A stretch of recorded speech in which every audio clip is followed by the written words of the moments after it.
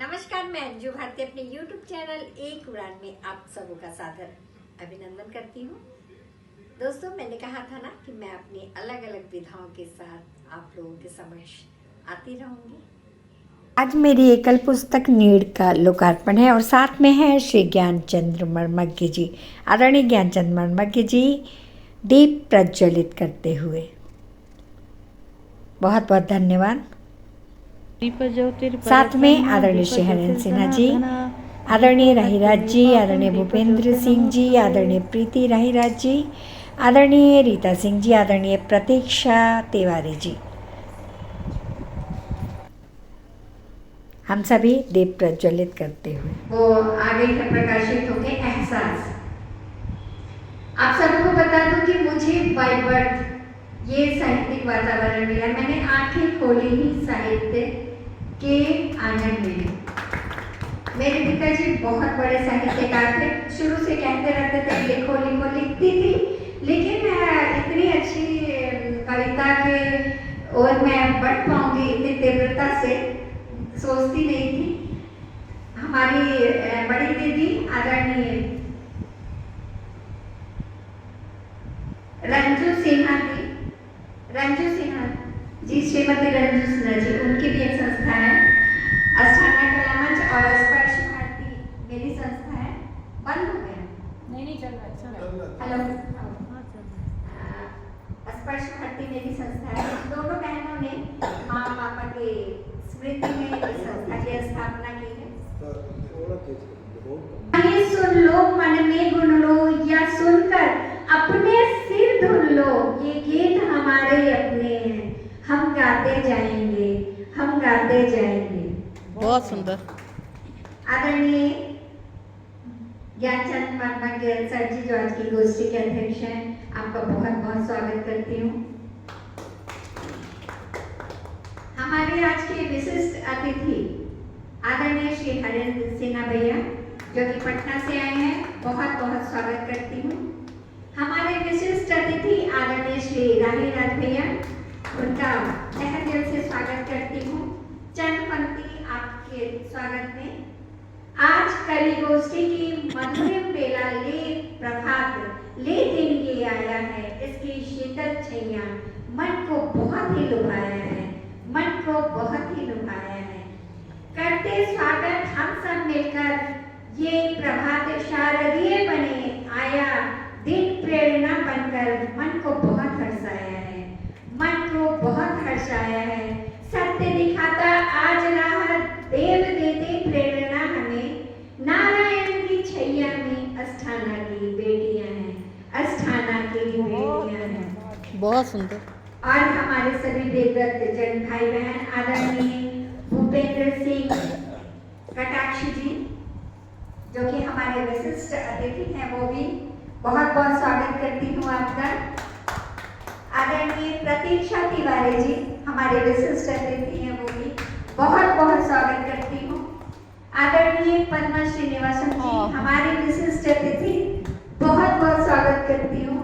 आदरणीय श्रीमती प्रीति राय जी, हमारी विशिष्ट अतिथि, मुख्य अतिथि, हमारे सब कुछ, बहुत बहुत स्वागत करती हूँ। और हमारी प्यारी सहेली आदरणीय रीता सिंह जी, हमारी विशिष्ट अतिथि और सभी कुछ। आइए चलते हैं पुस्तक लोकार्पण करने।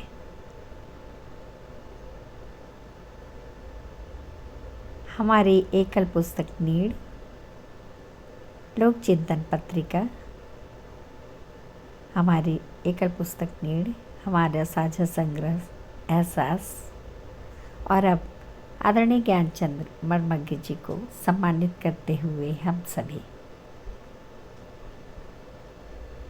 आदरणीय राहीराज जी को सम्मानित करते हुए, आदरणीय पद्मनाभन जी, आदरणीय प्रतीक्षा तिवारी जी, आदरणीय श्री भूपेंद्र सिंह जी, आदरणीय हरेंद्र सिन्हा जी को सम्मानित करते हुए, आदरणीय पद्मनाभन जी को सम्मानित करते हुए, आदरणीय प्रीति राहीराज जी को सम्मानित करते हुए, मेरा पुत्र, छोटा पुत्र शाश्वत मुझे सम्मानित करते हुए, उसके हाथ से सम्मानित होना गर्व महसूस हो रहा है। बहुत ही सुखद पल, बहुत ही अच्छा लग रहा है।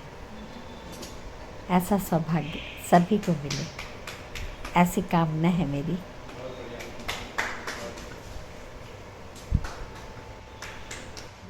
बहुत ही सुखद क्षण, बहुत ही बढ़िया। पुस्तकें आई हैं, लेकिन ये मेरी एकल काव्य पुस्तक है। नीड़, सबों के लिए एक नीड़ का होना बहुत जरूरी होता है। नीड़ में हर कुछ रहता है।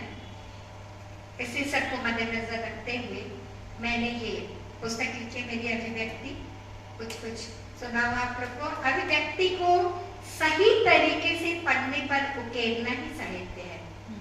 हालांकि मैं लिखती थी बचपन से, पर मैंने आंखें भी खोली थी साहित्य के आंगन में, साहित्यिक परिवेश में पली बढ़ी। मैं अपने आप को बहुत ही भाग्यशाली समझती हूँ। हमारे सिर पर हमेशा माता पिता का हाथ, उनकी छत्र छाया में आगे बढ़ना अपना सौभाग्य समझती हूँ। वैसे तो मैंने बताया कि आप लोगों की बहुत सारी पुस्तकें, ये एकल पुस्तक है। मैं इसकी कुछ पंक्तियां आपको सुना दूं, जिसमें मेरी सारी कविताएं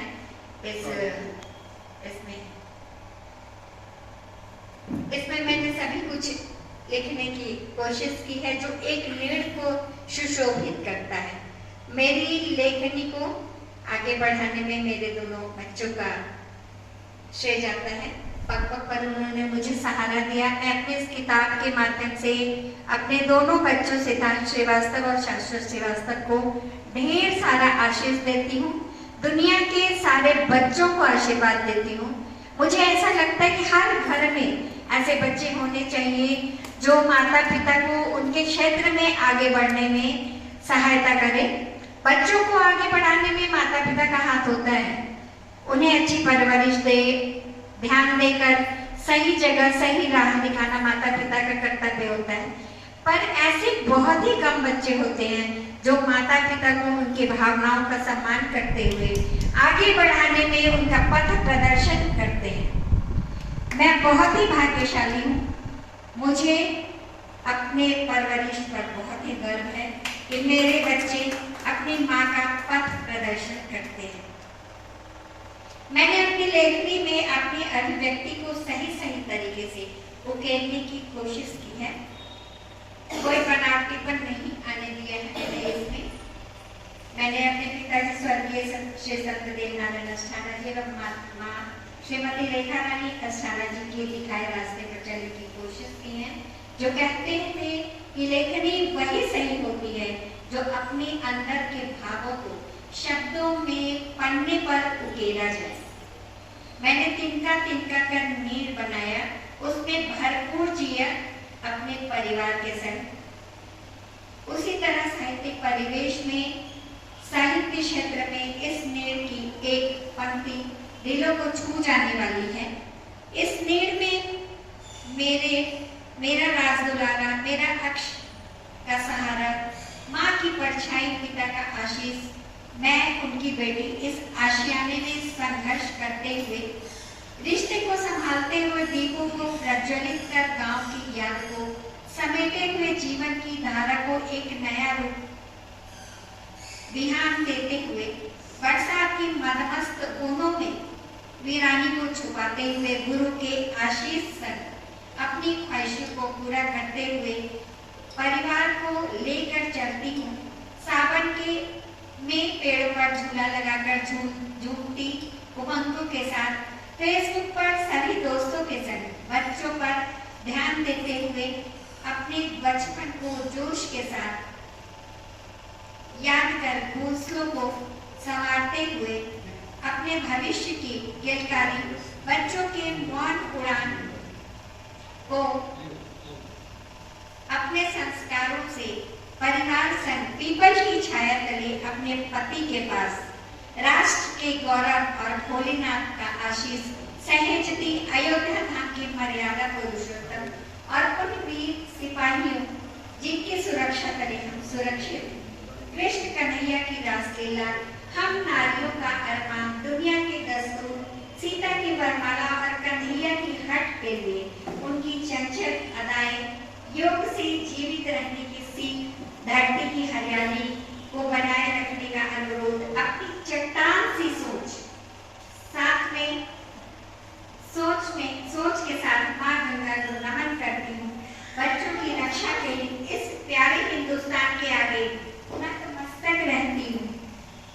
अपनी लेखनी को स्थान देने के लिए अपनी साहित्यिक यात्रा में आप सबों के साथ आप सबके आशीष के लिए आप सबों के साथ आपकी अंजलि।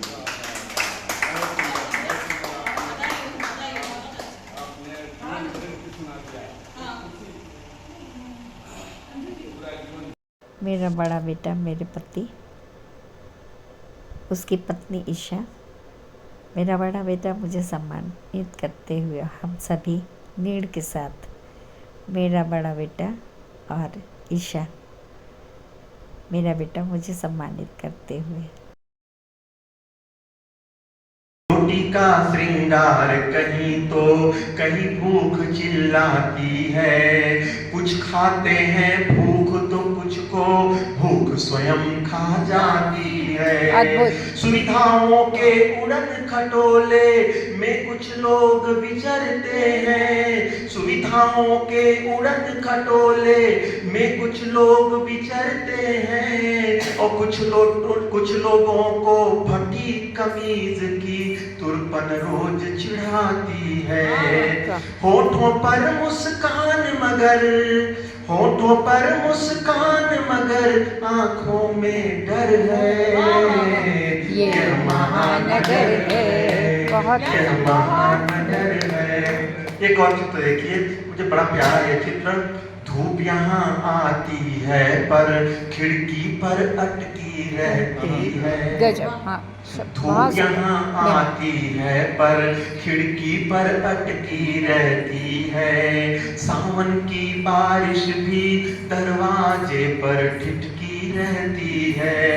तितली गुमसुम रहती है गौरैया के निष्कासन पर। तितली गुमसुम रहती है गौरैया के निष्कासन पर। फूल यहाँ खिलते हैं लेकिन खुशबू सहमी रहती है। कोलाहल में खालीपन का डूबा स्वर है। यह महानगर है, यह महानगर। तो गीत का अंतिम बंद देखें।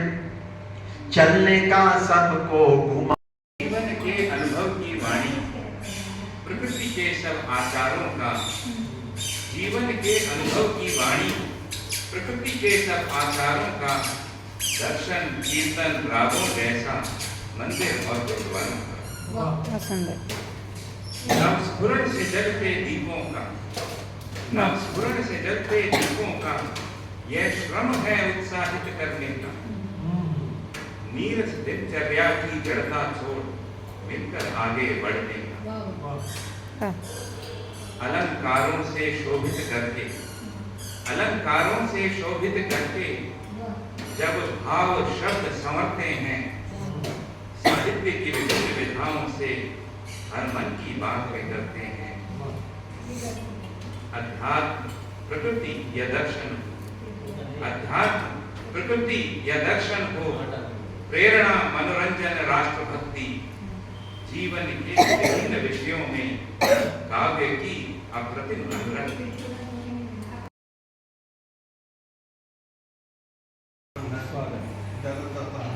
कविता का शीर्षक है राहें। राहें कठिन है फिर भी चलना, राहें कठिन है फिर भी चलना, जिंदगी के दौर में मिलकर समझना। पीछे देखना मेरी आदत नहीं, पीछे देखना मेरी आदत नहीं, कार रोकना मेरी आदत नहीं। पाँव बढ़ जाए तो रुक सकता नहीं, माइक के पास आइए। पाँव बढ़ जाए तो रुक सकता नहीं, कोई मेरे बढ़ते कदम को रोक सकता नहीं।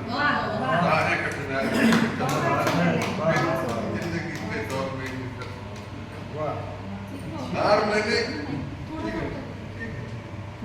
मैंने कभी माना नहीं, हार मैंने कभी माना नहीं, असफलता का नाम जाना नहीं, असंभव सत्य को पहचाना नहीं। हार को जीत में बदलना मेरी फितरत रही, राहें कठिन है फिर भी चलना है, जिंदगी के दौर समय गंवाना मेरी आदत नहीं, समय गंवाना मेरी आदत नहीं, कोई मेरे विश्वास को रोक सकता नहीं।